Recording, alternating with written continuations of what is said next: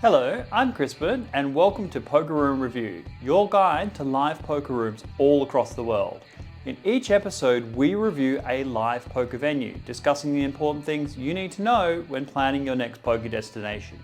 For each venue, we review a range of characteristics, including location and access, game options, service and experience, and Rake and Rewards. We also discuss the rules, quirks, and issues relating to each location.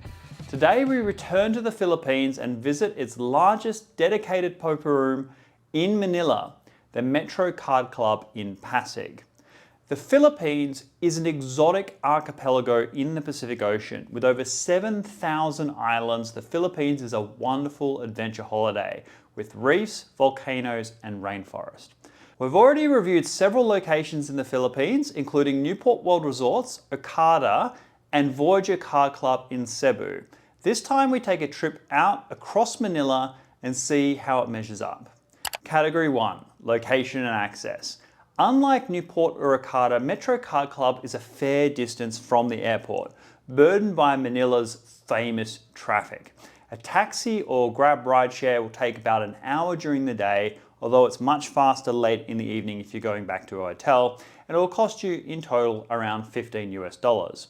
While the journey takes a while, it's generally worth it because Ortigas Pasig is one of Manila's colossal urban centers, surrounded by major urban shopping including the SM Mega Mall, Robinson's Galleria, Shangri-La Plaza, the Podium Shopping Center, and Ayala Malls. If you're after a location to indulge an affordable and massive shopping spree, this is definitely a location to consider. The Metro is situated in a food district with abundant local restaurants. The poker room is a large open area with plenty of space, signposted on the street front and easy to find. There are dozens of tables and getting a seat is as simple as giving a name at the front desk. Metro Card Club is a special option if you're looking to be a little closer to real Manila and away from the tourist traps. Unlike the major casinos, the overwhelming majority of clientele are local Filipinos with a strong festive vibe. The location is modern and attractive with plenty of local accommodation. The main drawback is that it's a long way from the airport, so you really need to dedicate a fair amount of time to make the journey worth it. For location and access, 3.5 stars. Category 2, game options. Game options is another area where Metro performs quite well, albeit tailored heavily to the lower end of the market. In fact, Metro's lowest stake offering is the smallest I have ever seen in a live room, equivalent to 20 cent, 40 cent USD, with a maximum $40 buy-in. People can sit down for as little as $4 US. Obviously, serious poker travelers aren't going to be buying international airfares for that experience. However, for absolute beginners, it's a great opportunity to play poker without any feeling of intimidation. While obviously high limits are also common, for its live cash games, the stake levels tend to stay on the smaller side, with most tables staying around 50 cent $1 equivalent blinds, while $1, $3 will get up every evening as well. Seldom does it go much higher than that though. This is mostly due to its local feel and clientele. PLO will sometimes get up on weekends, but like most of the Philippines, Hold'em reigns supreme. That said, unlike most other Manila poker rooms, Metro is famous for its large open field tournaments. Every few months it will run a major tournament series with prize pools running to the many tens of thousands of dollars. On top of that, small daily and weekly tournaments are also a fixture. We'd highly recommend you checking out Metro's tournament calendar and consider paying a visit during one of its featured series, as this is definitely appealing even to international crowds.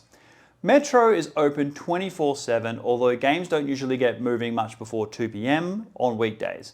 It's bustling by the evening though. Overall, there is a mix of cash games and large tournaments, wide opening hours, and a unique lower stake option for beginners or those on a budget.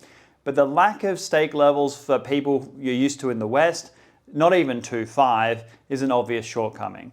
For game options, 3.5 stars. Category 3, service and experience. This is Metro's strongest showing. Service here is at an absolute premium with the highest ratio of staff to customers that I have ever seen in a poker room. One bugbear I know most of you will have is that when the room is busy, side tables are at a premium. You can often be fighting over where to put your drinks. Well, not so at Metro. No sooner will you have a coffee in your hand than a friendly staff member will be setting up a whole new table beside you. This doesn't matter how busy it gets, whether it's full-scale cash games or day one of a multi-day tournament series, staff are always on hand to help you. Non-alcoholic beverages such as iced tea, juice, tea and coffee are also free, with good coffee shops just outside if you want some premium options. As mentioned earlier, the poker room is surrounded by restaurants. Well, their menus are retained by the staff as well, and the staff will go get you the food and bring it back to you while you're playing. So that is just fantastic service. Given its primarily local clientele, Metro also provides an authentic, festive Filipino atmosphere. That doesn't mean low tech though, with premium commentated live streams, a feature which I had the privilege of being on at a final table. Dealers are the fastest and most skilled in the Philippines, and attentive chip runners will keep you playing uninterrupted whenever you need to chop up. That said, none of the tables have shuffling machines, which is obviously a drawback, slows things down quite a bit. The tables and furniture are fine, although a bit well used. Cards are also cardboard and not plastic, meaning that they have to be replaced with high degree of frequency.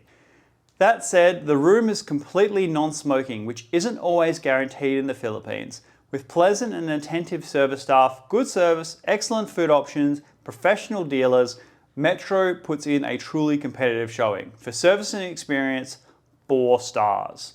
4. Rake and Rewards. Now after all of these strengths, this is where Metro Card Club drops the ball so hard it cracks the pavement.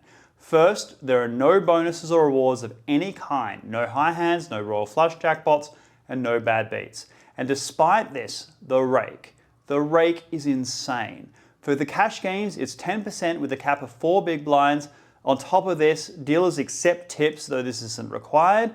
What makes this so egregious though is that unlike some other high rake locations such as Australia, Filipino wages are not Western standard. A 10% multi-big blind rake is, for a developing country like the Philippines, outrageous. Such a share taken by the house is crazy, and given the lack of rewards, jackpots or bonuses, is actually the worst I've seen. Tournament rake, for some reason, is a lot better, with below average taking. However, there is a 3% additional service charge in addition to the rake, which seems to be standard across the Philippines. Adding it together and tournament fees seem perfectly standard, especially by comparison. Given how much Filipinos are getting paid, a 10% rake game can only be described as greedy. It's a real shame because otherwise Metro Card Club is a really special venue, with those behind it clearly knowledgeable and passionate about the game of poker. I hope one day to be able to boost this number, but for now, Rake and Rewards, 1 star. Rules and quirks. Most things at Metro are pretty standard and familiar to you. You can buy the button and straddle under the gun. The game plays casually and people aren't going to get too animated if you stand up during a hand, play with your phone or engage in some table talk. While English is supposed to be a rule when foreigners are present, just accept that Tagalog will be the norm. Although dealers do speak very good English, as do most players. Like most of the Philippines, there's no such thing as a dead small blind, and extra blind will be placed should the small blind be absent. One rule that is truly different is that in a 1-3 game or above, if you're up enough, you actually have to declare your intention to leave at least an hour before you do so. This is clearly to stop hit and runs. In conclusion, Metro Card Club is an excellent location during their major tournament series.